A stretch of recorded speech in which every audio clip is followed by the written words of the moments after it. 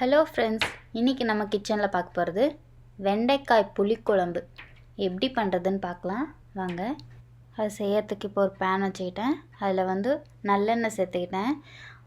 நல்லெண்ணெய் சேர்த்து அதில் ஒரு 1/4 டேபிள் ஸ்பூன் மிளகு, 1/4 டேபிள் ஸ்பூன் வெந்தயம், ஒரு 1/4 டேபிள் ஸ்பூன் சீரகம், 1 டேபிள் ஸ்பூன் கொத்தமல்லி. இதையெல்லாம் நம்ம நல்லா எண்ணெயில் நல்லா இந்த மாதிரி ஃப்ரை பண்ணிக்கலாம். நல்லா அந்த வாசம் வர்ற வரையும் நல்லா வறுத்துக்கலாம். இப்போ ஒரு 5-6 வரமிளகாய் நீங்கள் காரத்துக்கு தகுந்த மாதிரி நீங்கள் ஆட் பண்ணிக்கலாம்.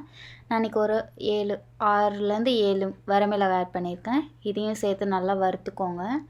நல்லா இதை வறுத்து இதை தனியாக எடுத்து வச்சுருங்க. வறுத்து நல்லா அந்த ஸ்மெல் வரணும். இதை தனியாக எடுத்து வச்சுருங்க, ஜாருக்கு மாற்றிட்டு. அடுத்து அதே பேனில் ஒரு 1 டேபிள் ஸ்பூன் போல் நல்லெண்ணெய் ஆட் பண்ணிக்கிட்டு, எண்ணெய் சூடானோடனே சின்ன வெங்காயம் ஒரு 10-15 சின்ன வெங்காயம் நான் ஆட் பண்ணுறேன். சின்ன வெங்காயத்தில் செஞ்சால் தான் நல்லாயிருக்கும் டேஸ்ட்டு. சின்ன வெங்காயம் ஆட் பண்ணிக்கோங்க. அடுத்து ஒரு 10 பல் பூண்டு, ஒரு 1/2 இன்ச் இஞ்சி. இதையெல்லாம் நல்லா எண்ணெயில் நல்லா வதக்கிக்கோங்க. வெங்காயம் நல்லா ப்ரௌன் கலர் சேஞ்ச் ஆகிற அளவுக்கு நல்லா வதக்கிக்கோங்க. நல்லா எண்ணெயில் வதங்கணும். இப்போது நான் ஒரு பெரிய சைஸ் தக்காளி, அதனால் ஒரு தக்காளி ஆட் பண்ணுறேன். நீங்கள் சின்னதாக இருந்தால் 2 தக்காளி கூட ஆட் பண்ணிக்கலாம். நல்லா தக்காளியும் இந்த மாதிரி நல்லா வதக்கிக்கோங்க. நல்லா சாஃப்ட் ஆகணும் தக்காளி. இதெல்லாம் நம்ம அந்த இன்க்ரீடியன்ஸோடு சேர்த்து மிக்சியில் போட்டு பேஸ்ட் பண்ணி அரைச்சி வச்சுக்கோங்க. அடுத்ததாக நம்ம இப்போது அதே ஃப்ரை பேனில் இன்னும் ஒரு டேபிள் ஸ்பூன் போல் எண்ணெய் ஆட் பண்ணி, அதில் நம்ம எடுத்து வச்சுருக்க ஒரு 10 வெண்டைக்காய் இந்த மாதிரி இந்த சைஸில் நீங்கள் எந்த ஷேப் வேணால் எந்த சைஸ் வேணால் நீங்கள் கட் பண்ணிக்கலாம். நான் இந்த சைஸில் கட் பண்ணி வச்சுருக்கேன். இந்த மாதிரி நல்லா ஃப்ரை பண்ணிக்கிட்டோம் வெண்டைக்காயை. இதையும் மாற்றிடுங்க. அடுத்து இப்போ நம்ம குழம்பு செய்யறதுக்காக ஒரு பேன் வச்சுட்டேன். அதில் நல்லெண்ணெய் சேர்த்திக்கோங்க.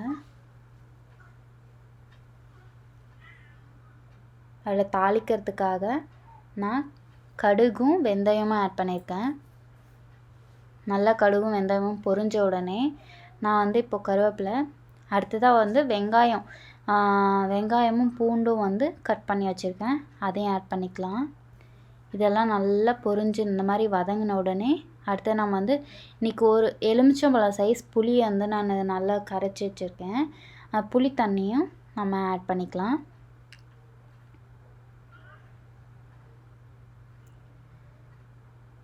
புளி தண்ணி ஆட் பண்ணி தண்ணி நல்லா கன்சிஸ்டன்சி மெயின்டைன் பண்ணுறது தண்ணி ஆட் பண்ணி இதை நல்லா கொதிக்க வச்சிடலாம். இப்போது மூடி போட்டு கொதிக்க வைக்கலாம். பாருங்கள் நல்லா கொதிச்சிருச்சு. அடுத்ததான் நம்ம இப்போ மஞ்சள் தூள் ஒரு 1/4 டீஸ்பூன் மஞ்சள் தூள், பெருங்காயம் ஒரு பிஞ்ச் போல் பெருங்காயம் ஆட் பண்ணிக்கலாம். எல்லாம் கலந்து விட்டு திரும்ப மூடி போட்டு நல்லா கொதிக்க வைக்கலாம். நல்லா கொதிச்சிருச்சு. இப்போ நம்ம அரைச்சி வச்சுருக்க மசாலா பேஸ்ட்டை ஆட் பண்ணிக்கலாம். நல்லா இப்போ கொதிச்சிருக்கு பாருங்கள். இப்போ நம்ம அரைச்சி வச்சுருக்க மசாலா பேஸ்ட் ஆட் பண்ணிக்கலாம். நல்லா இந்த மசாலாவை இந்த புளி தண்ணி இந்த கொதிச்சிட்ருக்கிறதோடு நல்லா மிக்ஸ் பண்ணி விட்டுருங்க. நான் இப்போது 2 கப் போல் தண்ணி மிக்ஸி ஜாரை கழுவி அதை அந்த தண்ணி ஆட் பண்ணியிருக்கேன். நல்லா பாருங்கள் நல்லா கலக்கி விட்டுருங்க. இப்போ மூடி போட்டு நல்லா கொதி வரட்டும். பாருங்கள் நல்லா கொதிச்சிருச்சு. இப்போ இந்த ஸ்டேஜில் நம்ம வதக்கி வச்சுருக்க வெண்டைக்காவையும் ஆட் பண்ணிக்கலாம். வெண்டைக்காய் ஆட் பண்ணி ஆல்ரெடி இது ஃப்ரை ஆனது. ஸோ உங்களுக்கு ஆட் பண்ணி ஒரு 5 நிமிஷம் போல் நல்லா இந்த கொதியிலே நல்லா இருக்கட்டும். நல்லா வெந்துடும். மூடி போட்டு விடுங்க. சால்ட்டு தேவையான அளவு, சால்ட் டு டேஸ்ட் ஆட் பண்ணிவிட்டு ஒரு 10 நிமிஷம் போல் அப்படியே விடுங்க. அவ்வளோதான். பாருங்கள் எவ்வளோ அழகாக எண்ணெயில் அந்த மசாலா பிரிஞ்சு வந்துருச்சு. அவ்வளோதான், நம்மளோட வெண்டைக்காய் புளிக்குழம்பு ரெடி ஆகிடுச்சு.